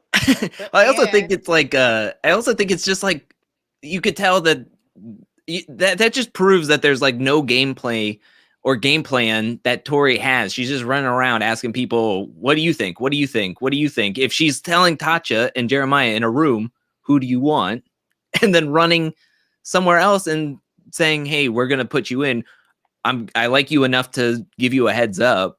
Who do you want?" It's kind of like, what game are you playing? You're going back and forth. You're making the whole house probably paranoid that you're going to say, because you're having all these conversations. Like, they could have just sat back and Devin basically told them who to put in. So it's like, just, if you're making this that hard on yourself, just listen to other people then. Like, listen to Devin. Like, I don't know. I need more backstory because I want to know. Tori says she wants Coriel to stay. Is she saying Ed is the one who wanted Coriel in? Because if Ed had any say so, Ed would have, I'm sure, would have tried to put in a vet. I want to see what's going to happen if there's a tie. I don't think Ed cares about strategy or politics or whatever. I mean, he said in the confessionals he doesn't care. He was like, I did my part. I won. Tori can do whatever she wants. I'm just going to sit around and eat cabbage or whatever. Right. So I believe Tori wanted Coriel to go in. Tori was the one who said all in the challenge, "Oh, Michelle is a beast. She bust her face open and she's still swimming." Like, she was so scared of Michelle, and they're already a team. Why not throw both of them in? Why switch to Burn? Like, to me, it's something more behind that Burner thing. And if she wants to say because Coriel picked Burner, okay. But to me, I'm not going to throw anybody in elimination, but be like, "Oh yeah, I'm throw you in, but I want you to stay. So who you want?" That doesn't make sense. But I mean, that could have been the whole thing with like Fessy and the Kells deal. Like, hey, I know you like me. I don't want you to go home. So if I give you the partner, even though I send you in, maybe you'll still have my back, kind of thing. I don't know. There was it's a lot of strategy that I'm like scratching my head on. Like, there's so much. You did too much. You're doing too much. she did way too much. She's one of those people that can't have power because she doesn't know how to act. And this could have been an easy week for Tori. Throw in Michelle, Coriel, and be done. But she had to make TV. But let's get to the elimination. We know Tommy was disqualified with a concussion. So since no one new came in to make it even, the gentlemen got a rest. They did not have to compete. So it ended up just being Tatcha versus Berna. I would like for it to be this way going forward, or are we going to go back to doubles? I don't know, but I like single eliminations, not team eliminations. What did you think about the challenge of just building that ladder? It looked so hard to me. It looked extremely hard. And it was a very exciting elimination because it was not a blowout at all. It looked like it could go either way. What did you all think about Tatcha versus Berna? I liked it. I liked the fact that there were levels to this elimination. The fact that the poles were all different lengths and they were just piled together. So strategically on the spot, you have to figure out, okay, I need to move this one. Okay, this one's not long enough. Let me move this. And also the fact that the things that they were placing them on, the metal, they were flat. Well, like they weren't this big. they weren't hooked. They weren't hooked. So if you step on them, they're not going to be secured by a hook. They're just flat. So they would slide out easily, which I loved. And Berna was having a breakdown a couple of moments there. So I was like, Tatcha seemed very centered, calm, like she could possibly pull it off. But we see that was not the end result. Yeah. I mean, I think it was frustrating on a level because it was like, you know how when you're falling backwards or falling off of something, your first instinct is to grab something, but it's almost like you have to go against your instinct in this, because there was a few times where like Berna was falling backwards and just from pure instinct, it's like, I got to grab something. But when she grabbed onto a pole to try to get it, she like ripped down 2 to 3 poles at a point. And it's like, well, man, like all that work just thrown out the window, trying to secure myself because of that feeling of falling. I mean, this was an interesting elimination because I felt like if you're doing it in twos, it might be too easy, but doing it in ones and singles seemed like it was almost too hard. So it was like one of those eliminations where I was like, this seems a little off balance to have it just one person, but it was a good battle. Yeah, unfortunately for me, when it comes to Tatcha, I really haven't spoken much about her. Unfortunately, this was the moment where she came alive for me on the show. I wish the energy she gave in this elimination and towards Tori at the end, we actually got from her throughout the season. Because that girl right there, I like her. But this other girl, like, I don't really understand. Like, I don't know, has she seen the challenge before or really known why she was there? Because it seemed like to me, out of all the people, her and Gabo were like tourists. Like they were just like, I'm checking it out. I'm chilling. I got a couple other Nigerians here with me, so we're cooling it out. But I wish she had that fire that she had at the end throughout the entire experience. Well, you can't be on level 10 like that throughout the entire experience, or people will be like, she's too much drama for her. And I like Tasha for having that fiery moment because it was necessary. Because in her mind, she was thinking, girl, you asked me who I wanted. And I said, Michelle, and you grind me because you snaked me and threw in Berna. So I understand that reaction and I appreciated that reaction. And I feel like Tasha will be back probably next season and she will be well liked. And I feel like she will have a lot of friends because I think a lot of the people in the house this season don't know who she is. And once once all them fish hooks get in your I comments, don't want to see that though. they're gonna recognize who Tasha is, and they're gonna want to befriend her and work with her. So I think she's gonna have a very successful career on the challenge for as long as she wants to do it. But I hate to hear that. The fact that you just brought that up makes me what? The fact that these people are going to take the opportunity to try to leverage her platform by being nice to her and working with her, I think that would be whack. They do it all the time. Why do you think they let Bananas skate for so long? They want to be Bananas has a history of the challenge. Like he grew over the time. The fact that you put somebody popular in and like, oh, she's popular on Twitter, so let's be friends with her. That is the wackest I've ever heard when it comes friends to how you make friends. Let her be friendly how she wants to be friends. Just not my cup of tea. I think it's interesting to get back to the elimination where Tori is wanting to like the whole like I want revenge on Big T for sending me against my best friend and everything. But from hearing what how close Berna and Tatcha got as being roommates, and they called themselves sisters at one point. I mean, it sounds like what Tori was trying to get revenge on, she did herself. So I think it's interesting where she's just like, I want to get revenge. I can't believe somebody would do that to me, to turn around and do it to somebody else. But I mean, I guess because she thinks it's just two rookie girls, it's just whatever. Expendable, right? She didn't know that Tatcha had this platform, and didn't she delete something? Didn't Tori delete her Instagram or Twitter or something? She got off of Twitter. I saw that on my comments. Yeah, so Well, I thought Tatcha said she just blocked her. No, Tori deleted her account because she was being attacked. And I'm not down for the Twitter attacks. Don't get me wrong. I'm not saying put all your fish hooks on Tori's page. I'm not down for that. But I do think that people will, I think they will befriend her because they don't want fish hooks on their page.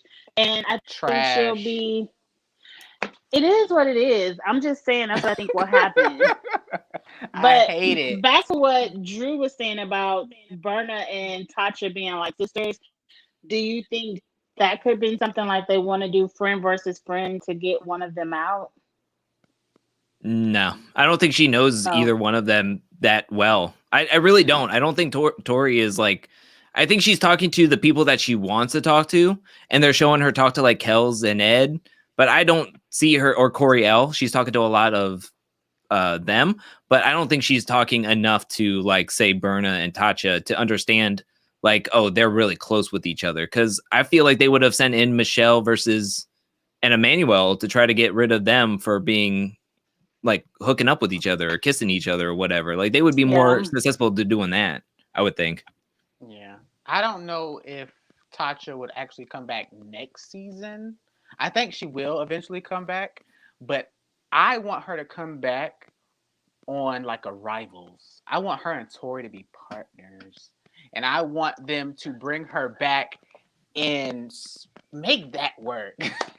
That's what that would be some entertainment right there. Tori and Tatcha partners. That would be good. There's so many rival pairings that we could get from this, like Emmy and Michaela right now, Kels and Josh. I don't want to wish that on Kels, but I mean, it could happen. And that would be the most infuriating team, I think, especially with Kels trying to like get Josh to do whatever he can to like perform well and stuff. I mean, I think that would be entertaining, but I don't want to wish that on Kels whatsoever. Josh would be so excited to have a partner like Kels. He would be like, oh, I'm going to win something. He would act right for a partner like Kels. He would be so excited. But I think that's a good idea. Rivals, especially off of this season. There could be some good rivals coming out of this. But let's talk about the elimination. Berna wins. And Berna says what I've been thinking the entire time when there's a partner pick. I want to go to the finals. So I want to be partners with someone who has been to one. Not you, Devin. Give me back CT. She didn't say that part, but she picked up CT again, which I thought was, why wouldn't you want to stick with CT? So that left, Big T is with Jeremiah now. So Big T is with Jeremiah. And I told y'all this on our cast when we when we picked teams. I was like, in the trailer we see Jeremiah with you did say that somewhere with Tatcha, and then we see him with Big T. I was like, Tatcha's gonna go home early just from the trailer. The trailer gave away too much information all over the board. But yeah, it did. It really did.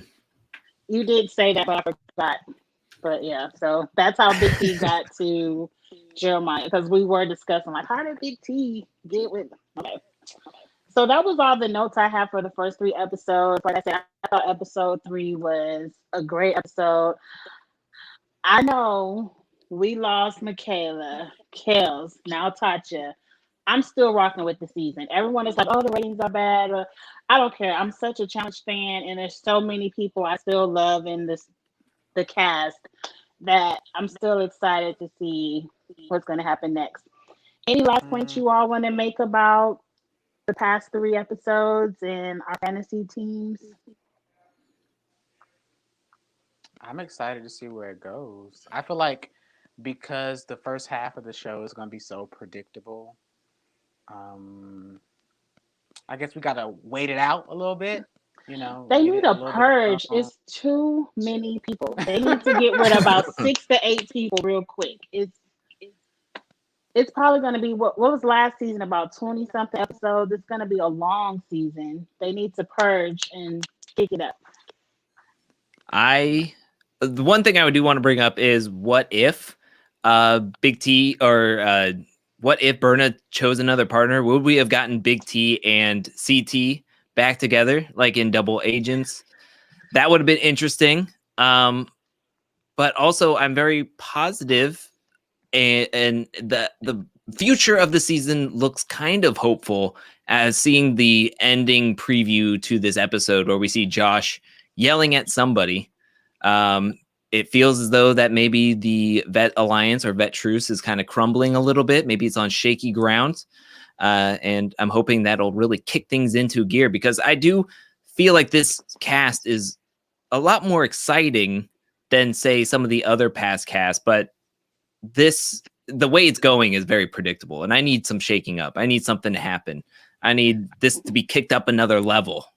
And I'm hoping that it starts next episode. We Right, see more I agree. hookups next episode too. We But see I think- Logan and Big T. What's her Amber B is kissing Wait, somebody. Logan and Big T kissing? They're getting close with each I other. saw it. Well, I saw something close to it.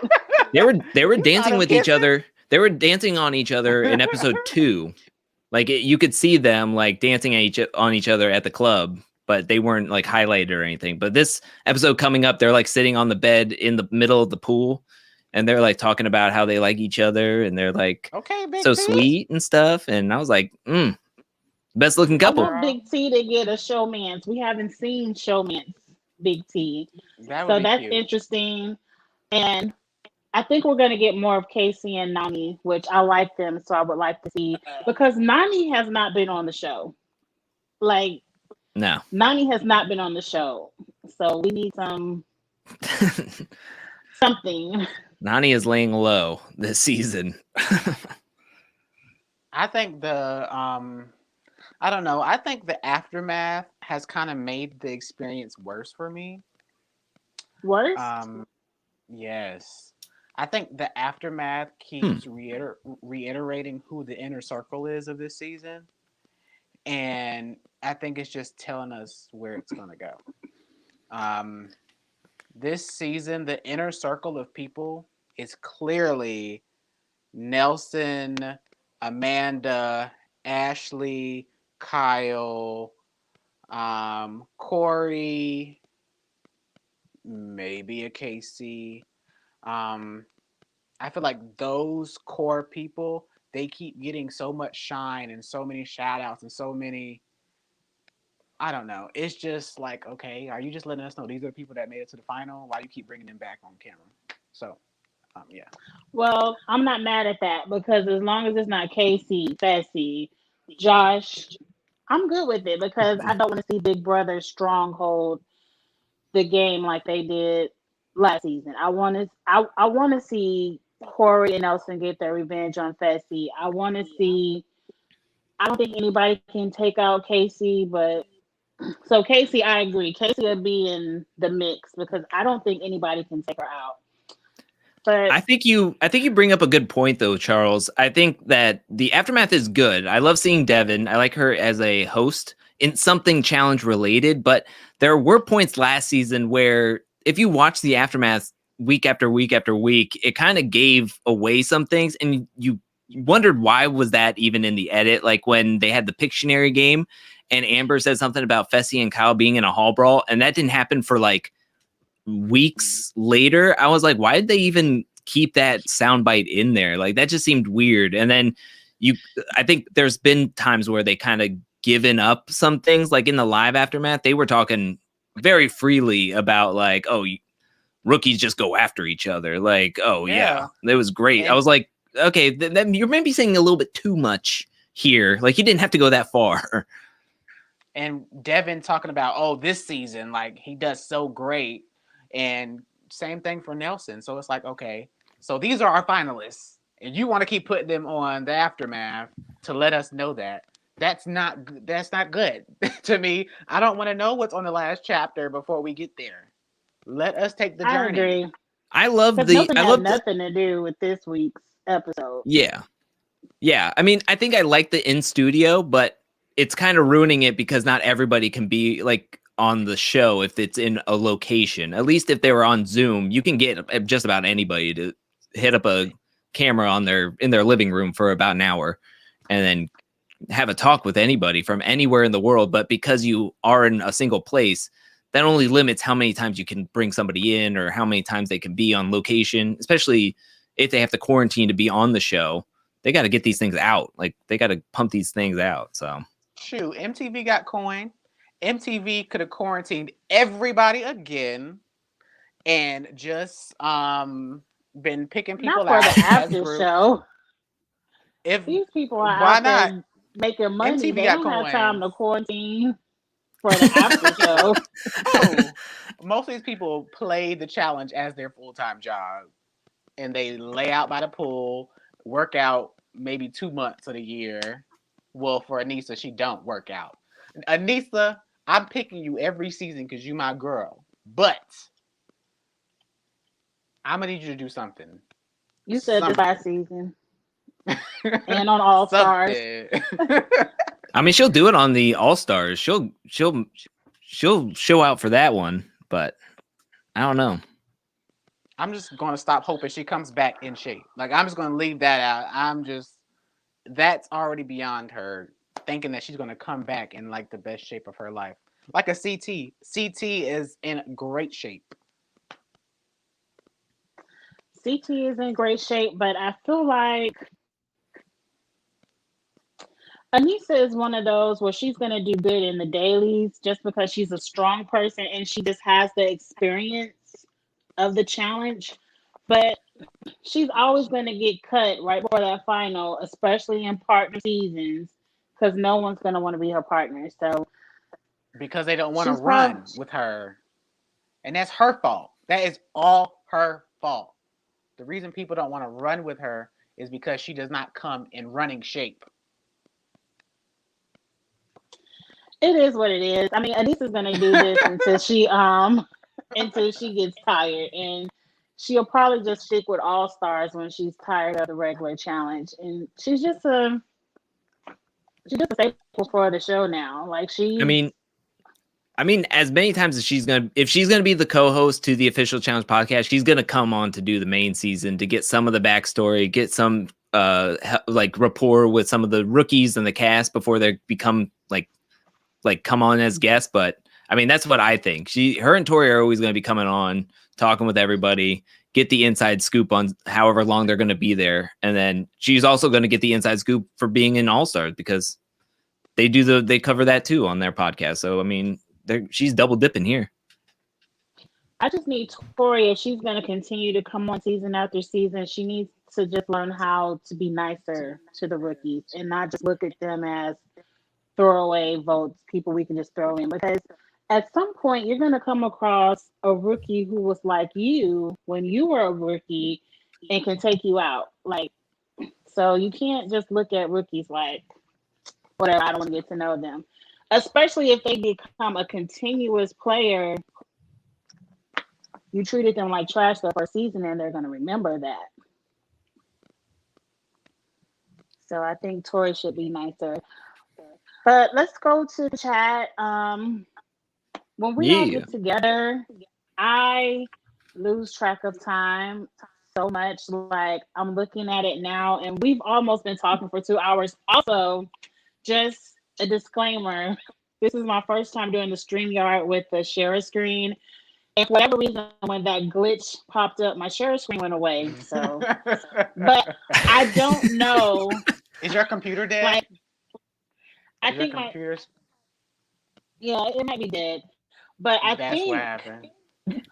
I had to play with so many different screens where you see how my name isn't here, and I don't know how to fix that right now. I don't know how many people are in the chat. I can't see that. So Your name tag is up there. Yeah, I can see well, that. I can't see it on my StreamYard screen, and I can't see how many people are in the chat and how long this live is. Like all of that key information isn't on the front screen for me. So I didn't realize we were 1:45. talking so much. I know we're just having a good time. So I apologize for not keeping up with time that way because I just can't see it. But let's go to the chat and see what a few people have to say. If you all have any questions for us, go ahead and throw them in the chat. Any comments you want us to discuss, go ahead and put them in the chat now. I really don't want to throw up spoilers that people put up unless you all are curious. I mean, we don't have to do spoilers. Okay, no No. spoilers. Let's just do a couple questions. Somebody says something about a website. I don't know what the website is for. They said Nisa should be protecting the rookie males because they wouldn't mind running a final with her. I don't agree with that. Logan would. That's it. Yeah, Logan would. I mean, I if she think, keeps on winning dailies, then I think that she could make a case. I mean, yeah. they don't seem if they didn't do their homework, they might be cool with her. So I mean, I agree. I mean, why not? She should want to run in a final with some of these rookie males because they're looking good. Right, but what is that gonna do for her game if they gonna get all the rookies out? She ain't gonna Exactly. have no Right. Exactly. And I feel like Anissa and Tori play two very different games. Like Tori is kind of gets power crazed when she wins, and when Anissa wins, it seems like she tries to use it as an opportunity to kind of make deals and make friends with people. So I think if they're such good friends, why can't Anissa tell Tori about herself? I don't know. Yeah, I don't know. I mean, she got bamboozled by her own partner, though. Logan was like, I'm not gonna throw in Emmy. I'll throw in Michelle. I like Emmy. Like, Anissa needs to start being selfish. Y'all know that's my girl. I pick her every season, but she needs to start making game moves for her individual game. mm, She's just like that person in high school with the car as a freshman. People want to be your friend when you got the whip and they can get the ride to lunch to Zaxby's or McDonald's for lunch. But then when it's time to get some answers on your test, they're not giving you no answers. They're not picking her in gym class. They're not taking her to the final. So her Yeah. trying to play, y'all, I got a car when she wins something to make friends. Them people are not your friends, baby. They don't take you to the end. They don't pick you in the end, and they do it to your face every season. Every season. There we go. So Yeah, what is that was perfect. what do you say her strategy should be? Get rid of the Fessies and the CTs who don't want to run with her? That should be her strategy? No, her strategy should be to make genuine connections with a select group of rookies. Get the rookies out strategically and keep the ones that you want to work with. And at the right moment, flip on the vets and get the stronger vets out. That's what she should be doing. She shouldn't just be taking suggestions to get any vets out. Because she could have worked with Michaela. She could have worked with Kels. She could be working with select rookies. Yeah. But she's playing the game for people that don't even pick her in gym class. Yeah, that's so well said. Oh my gosh, that was awesome. And somebody clip that and send that to Anissa. Yes. Or maybe Anissa just gets such a big check for showing up. She doesn't really care. I don't know. I mean, I feel like she wants the title, but she is getting the money being the host of the Challenge podcast. She's getting probably a good chunk because I did read somewhere that if you're a longtime vet, you're going to get a good amount just showing up. So, I mean, maybe she is getting a good amount just showing up and then getting some on the side with the podcast. But I mean, yeah, if she's really wanting to take this game seriously and make it to another finals, that's what happened.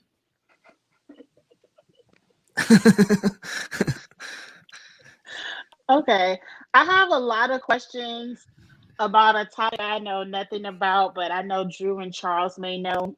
They want to know our opinion on All Stars 2. I know it's happening, but I have nothing about it. It seems like everyone is excited to see Janae and Jasmine together again. So, Drew, is that a thing? Is Janae and Jasmine going to be back on All Stars 2? So I don't know too much about this All-Star 2. I know I saw the rumored cast list, which from the rumor that it's from, or the page that it's from, it's pretty much that's the cast set in stone. Yes, Janae and Jasmine are supposed to be on this season of All-Stars 2 that's going to be coming up. The only thing I heard, or the only news I heard, or the update I heard, is that they had to go back into quarantine. Like in the middle of the season, they had to go back into quarantine. And that is not a great sound. I don't like to hear that because it's just like, oh man, they had to like pause production. And we know what happened in this season, Spies, Lies, and Allies, when they had to go into a second quarantine. So I don't want to see anybody have to leave the game because they can't stay there for any much longer, or they get tested again and they have to leave. I'm excited for Johnny and Jasmine. I'm hesitant on some of the other people that are on the cast right now, but maybe they'll surprise me like the first season did. I don't know. What do you think, Charles? I have it pulled up. So I like the fact that they're bringing Darrell back. If this list is correct, you have to.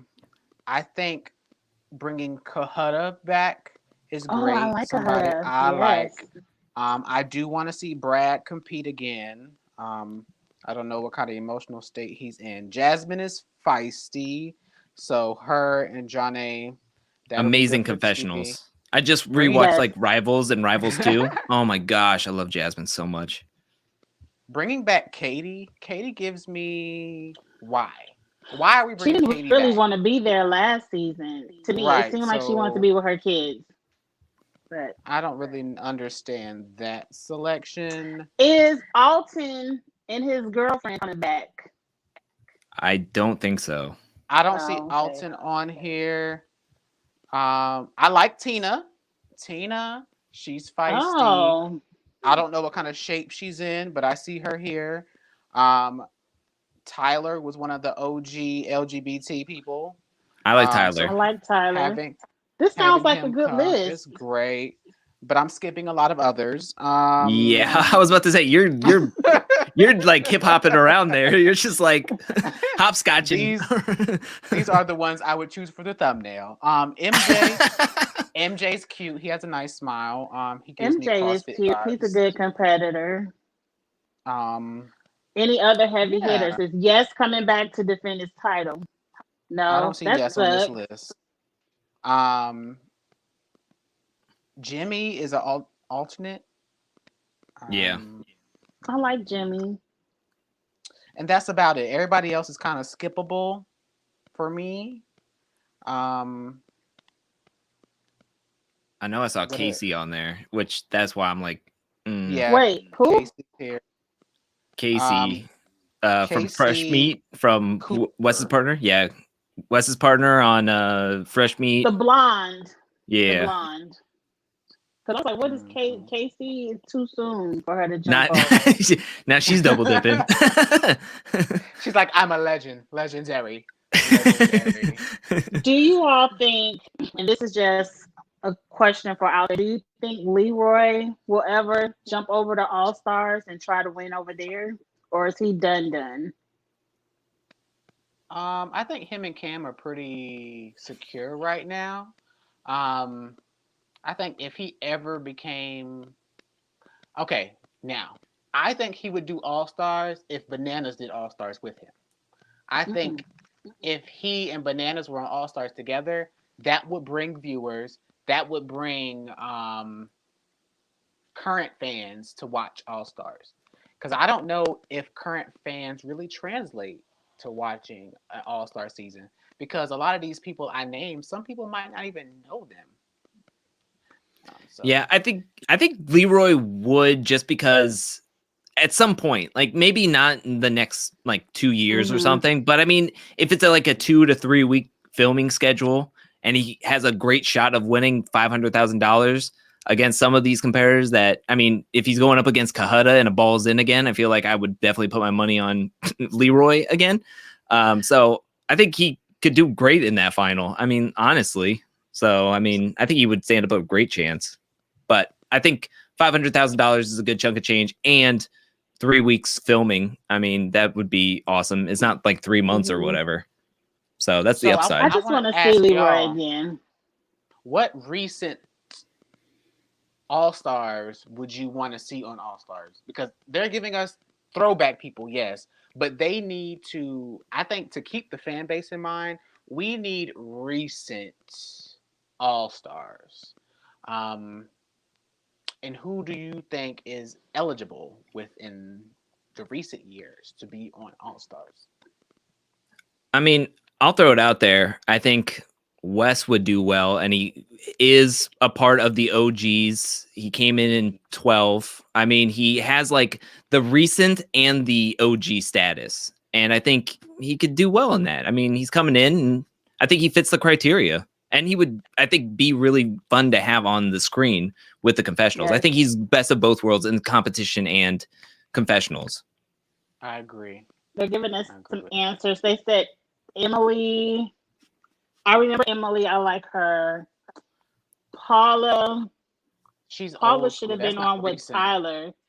But if you are a challenge fan and you think of All-Stars, you don't want the recent ones. Like people, if you're a fan, you know Paula. If you know Tyler, you know Paula. Everybody doesn't know Paula. There are people that start watching a show in the last 3 seasons or 4 seasons. There aren't people that have been watching since Road Rules days. It's not everybody's like okay, just me. I'm showing my age. But I think you do need. I think this brings up a topic of conversation that you need to have a juggle of both. That way you can get the people that were OG fans, but also bring in the newer crowd into it and kind of bridge it. But also you need some of those champs in there. Like Paula would be great because she was OG, but also you get some of these like champs that are coming in. Like sometimes champs need to be shown. It's All-Stars for a reason. Right. Yeah. Those 4 people they just named down there, I agree with. Jordan, CT, West, Bananas, Leroy. Zach right there. People say Cara. I've seen Cara's name floating around everywhere. Cara. I love Cara. I want Cara to come back.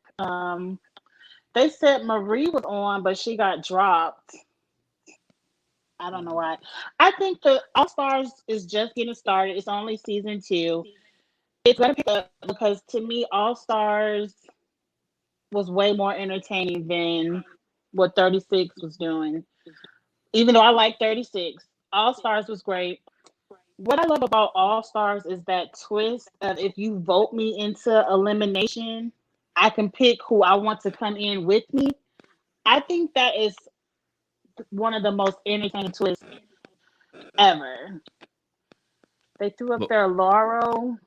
Laurel would be interesting. Laurel. I think. I want Rachel back. Rachel is my girl. That's my number 1. Landon. Rachel. She's old Go school. ahead and put Rachel, Veronica, and Anissa all on one season.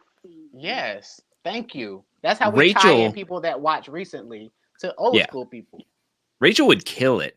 I mean, she is in fantastic. Yeah. She's training Josh right now. Like that's like she would just absolutely destroy like in All-Stars, I think. Like nobody would want to go up against her.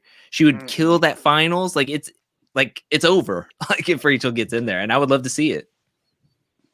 Someone threw out there Coral. Coral is really old school. That's old school. Season 5. Coral. I like Frank. I remember him. Frank would be interesting to see, I think.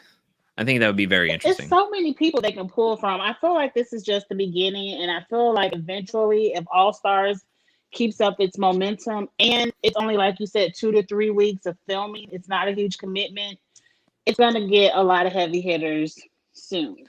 The one thing is that I understand where they're coming from with casting, where they're like, we don't want to have everybody from the last cast, but we get so ingrained with them or we like them and we're like, oh, this person did so good, but they left too early or they got picked and I wanted to see them go far. But then if you get a few of those casts where it's like you're just picking anybody that'll say yes really quickly and you're not really thinking about how the formation is, I mean, you can get a little bit of a stalemate on Paramount Plus here, Yeah, but they need to be taking in account how these people performed when they played on the challenge. right. Which I don't think they're doing. I just think, are you old?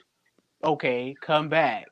Were you in these years? Okay, come back. Respond to this email if you are available through these dates. Well, something interesting I read is that Mark, who got pretty much season 1 greenlit and brought everybody in and kind of helped set everything up, was saying, hey, I'll do that same thing for season 2, even though I might not be on it. I'll do the same thing. And MTV was like, we got it from here. Like, we'll take care of it. And he pretty much was like, all right, well, call me if you need something. That's what I heard is the rumor is heard. And I was like, I don't like that at all, because he was the one that really greenlit and pushed this thing through, calling people before you even talked to any higher ups to see if this was possible. I mean, I don't know. I think you're missing out on something. I mean, he put together a great cast. Maybe the ratings weren't great. So they're like, I thought the ratings were great. I mean, it was on Paramount Plus. Well, yeah, it's streaming, but and they just changed from CBS All Access to Paramount Plus like a month or two before it went up. Like it was a weird time. But also, it's like you have to take into account your Paramount Plus. Like you're one of the newer kids on the block that people aren't really like officially looking into. Right. I'm trying to see what rumor they said was true. Turn this air conditioner on. Got me melting in here, Angie. I know, and you know, I didn't realize it was 9:00.